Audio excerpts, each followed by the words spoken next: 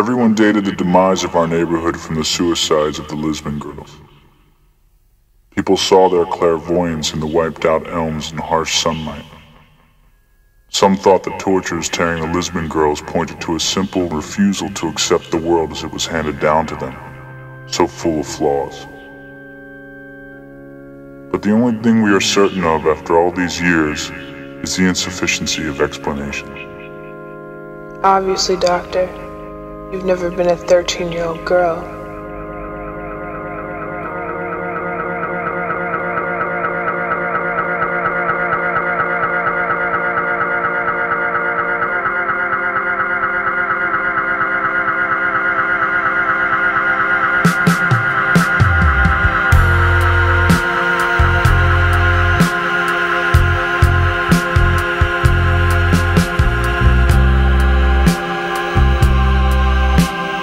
The Lisbon girls were 13, Cecilia, 14, Lux, 15, Bonnie, 16, Mary,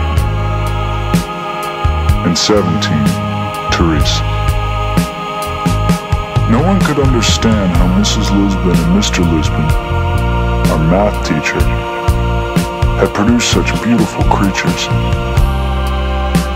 From that time on, the Lisbon house began to change.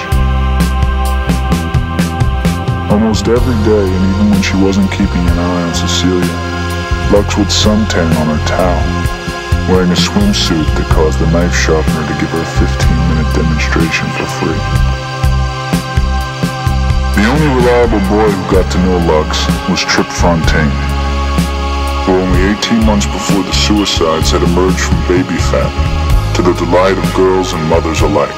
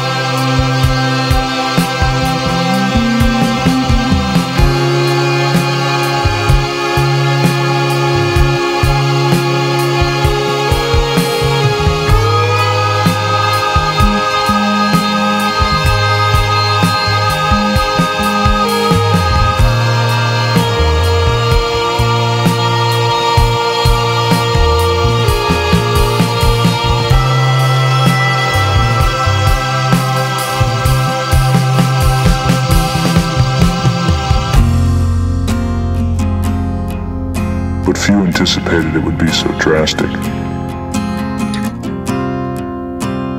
The girls were pulled out of school and Mrs. Lisbon shut the house in maximum security isolation.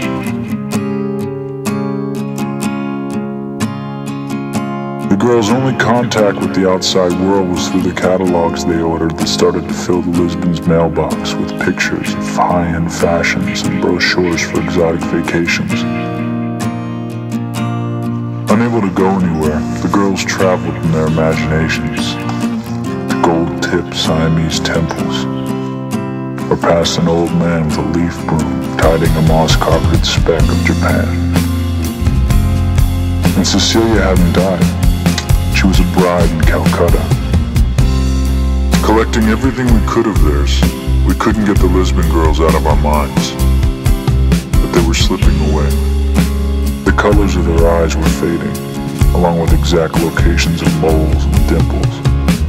From 5 they had become 4, and they were all, the living and the dead, becoming shadows.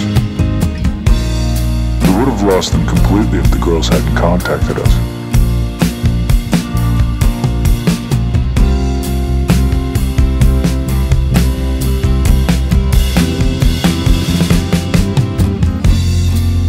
Lux was the last to go.